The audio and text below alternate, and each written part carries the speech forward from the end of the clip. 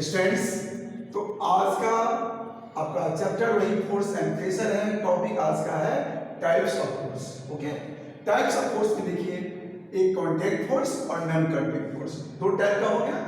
जो बॉडी के कांटेक्ट में लगता हो, जैसे देखिए यदि मैं इस हाथ पर फोर्स लगाना चाहता हूं तो अब इस हाथ से इस मार्कर पर फोर्स लगाना कांटेक्ट में हो गया। अब एक मार्कर इसको टच कर रहा है, इसके कांटेक्ट में है। तब इस राइट हैंड से मैं इस लेफ्ट हैंड पर एक फोर्स लगा रहा हूँ, कांटेक्ट में आकर होगा। यदि आप फुटबॉल खेल रहे हैं तो फुटबॉल को जब किक करते हैं तो पैर से उस पर क्या करते हैं, फोर्स लगाते हैं, तो पैर आपका बॉल को टच करता है।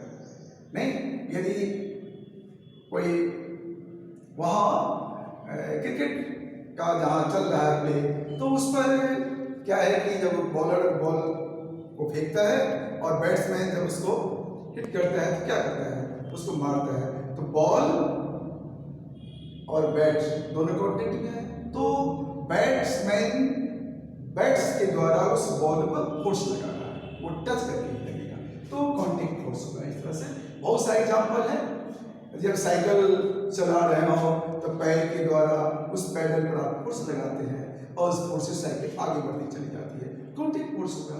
आइए देखिए, कांटेक्ट फोर्स 3 टाइप का हुआ, मस्कुलर फोर्स, फ्रिक्शनल फोर्स और मैग्नेटिक फोर्स। अब एक नॉन कांटेक्ट फोर्स जो बिना कांटेक्ट में लगकर करता है, ग्रेविटेशन फोर्स, मैग्नेटिक फोर्स और इलेक्ट्रोस्टैटिक फोर्स, जिस इलेक्ट्रोस्टैटिक का एक दूसरा नाम कूलम्बिक फोर्स भी है। ठीक है, अब हम आपको डिफाइन कर रहे हैं यहाँ कांटेक्ट फोर्स के साथ, ध्यान दीजिए।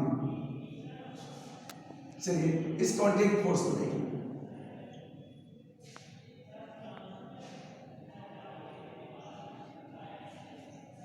अब contact force when two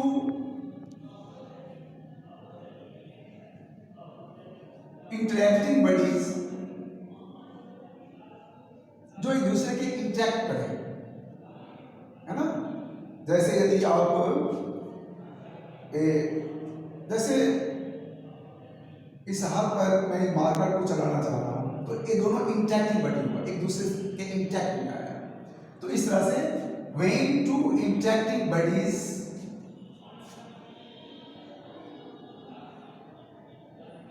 act force between each other, then the force is known as contact force.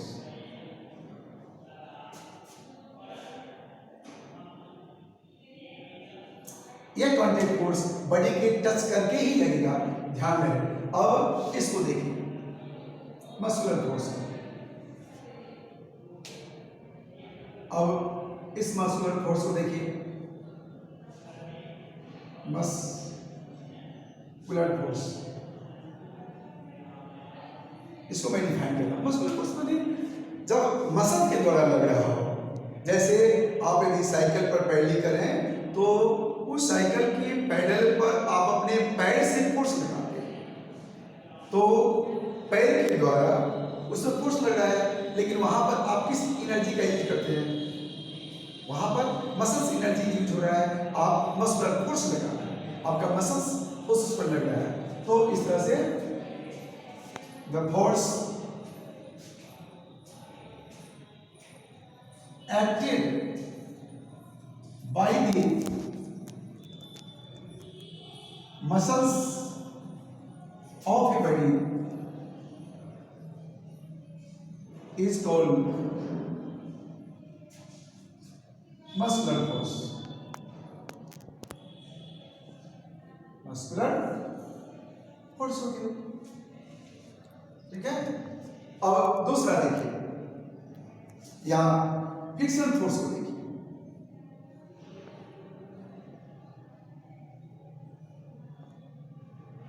बड़ी से फोर्स को देखिए, फ्रिक्शनल फोर्स। आप घर से यदि साइकिल से आते होंगे तो 2-4 पैडल चलाने के बाद भी यदि आप पैडल चलाना छोड़ दें तो साइकिल डूब जाएगी कि नहीं? डूब जाएगी। क्यों?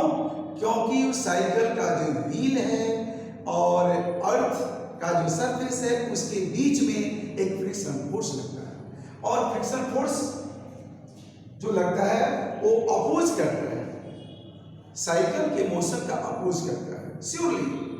और जब कभी फ्रिक्शन फोर्स लगता है तो बॉडी के मोशन के अपोजिट डायरेक्शन में है। उसी के हेल्प से हम आपको यहाँ डिफाइन कर रहे हैं, ध्यान से सुनिए और ध्यान दीजिए बात पर। Friction force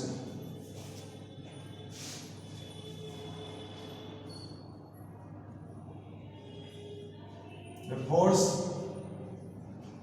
acts between the surfaces of two bodies that oppose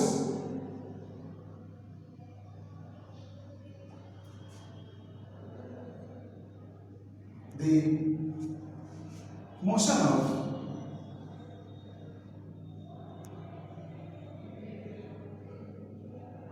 a body। Next sector में आप पढ़ेंगे different types of friction force. अभी आपको हम फ्रिक्शन फोर्स को डिफाइन करके समझा रहे हैं, ठीक है। The force acts between the surfaces of two bodies that oppose the motion of a body is called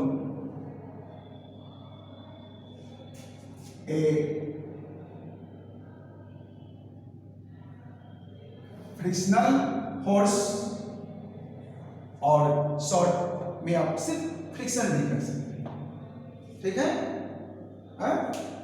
अब तीसरा आता है mechanical force.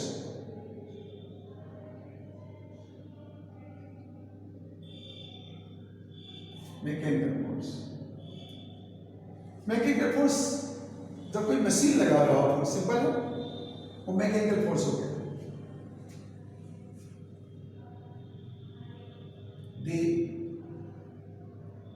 force acts by machine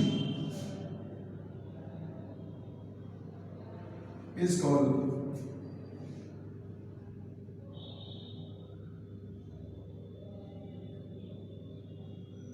mechanical force. Machine की तरह हो करके यदि कोई बड़ी फोर्स लगाता है तो भी मैकेनिकल फोर्स हो जाएगा। आई बात समझ में? The force acts by machine is called mechanical force. Okay, ठीक। अब इसके बाद में आते हैं हम नॉन कंडक्टिंग फोर्स।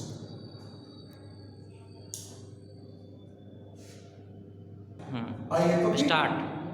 आइए तो फिर नॉन कंडक्टिंग फोर्स को देखिए, जो विदाउट टचिंग नहीं लग रहा हो। जब when a force acts on a body without its physical contact, यानी बिना टच किए हुए यदि फोर्स लग रहा हो, जैसे यदि हम आयरन यहां रखें, आयरन रखें और यहां मैग्नेट रखें, तो मैग्नेट का टुकड़ा आयरन के टुकड़े को दूर से खींच लेता है। जब किसी बॉल को हम छोड़ते हैं ऐसे या स्टोन को छोड़ते हैं तो ग्राउंड उसको, अर्थ उसको दूर से ही खींच लेती है। नहीं, यदि आप कंघी करते हैं हेयर पे, तो कंघी यदि चार्ज हो जाता है, कॉम्ब यदि चार्ज हो जाता है, तो वह बिट्स ऑफ पेपर को दूर से खींच लेता है। तो उसमें फिजिकल कॉन्टेक्ट नहीं है, विदाउट टचिंग यदि फोर्स लग रहा हो तो ऐसे फोर्स को हम नॉन कंडक्टिंग फोर्स कहते हैं, यानी बिना टच करते हुए लग रहा हो। When a force acts on a body without its physical contact, then the force is said to be non-contact force.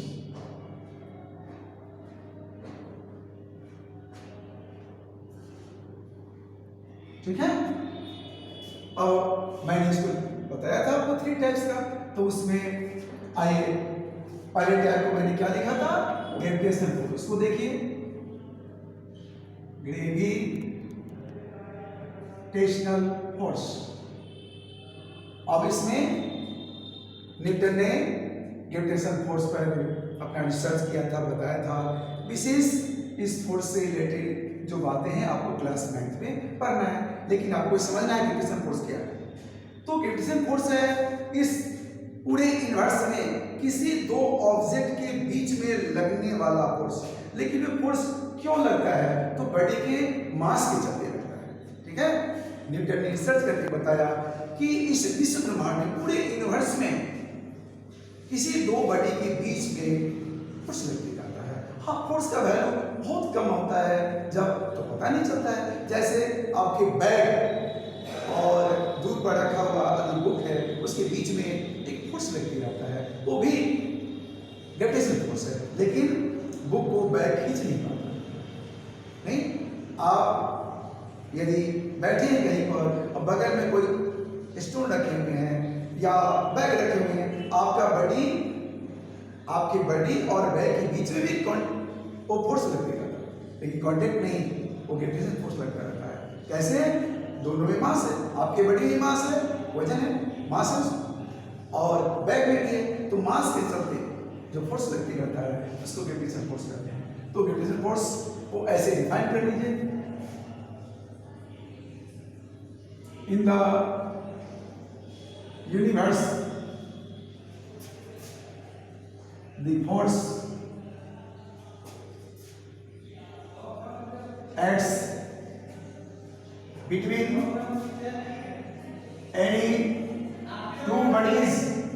any two bodies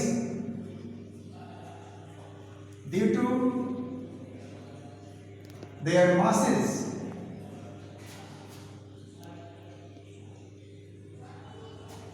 is called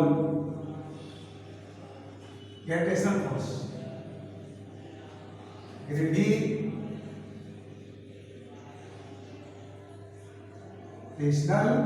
force.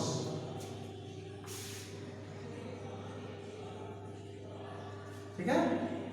In the universe, the force acts between any 2 bodies. क्यों? Due to their masses. हाँ, मास यदि बड़ा होगा तो gravitational force का value बहुत बड़ा होगा। अब जैसे देखिए, अर्थ और मून के बीच में अर्थ का मास बहुत बड़ा और मून का मास बहुत बड़ा, तो दोनों के बीच में बहुत ज्यादा फोर्स लगते रहता है। और पता कैसे चलता है, वही जब टाइड्स आता है, फुल मून के डेज जो टाइड्स सी लेवल पर देखा जाता है, बहुत ऊंचा ऊंचा है ना, क्योंकि मास बहुत बड़ा है। ठीक है, दूसरा है आपका मैग्नेटिक फोर्स।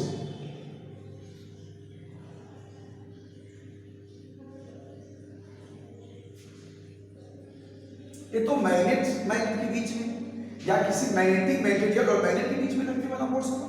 ठीक है, मैग्नेट और मैग्नेट के बीच में, मैग्नेट और मैग्नेटिक मटेरियल के बीच में लगने वाला फोर्स होगा। तो इस फोर्स का नाम क्या होगा? Magnetic force. बात समझ में आ रही होगी आपको? देखिए, the force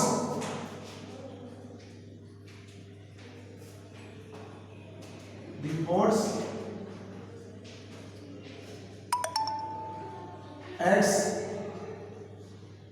between a magnetic material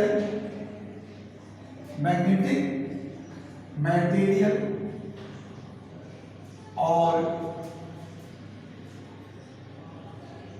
between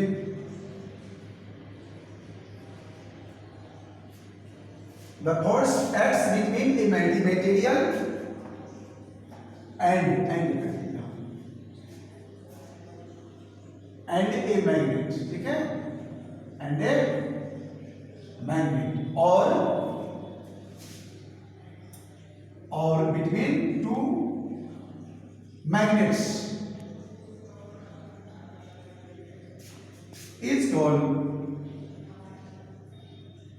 is called magnetic force। आई बात समझ में?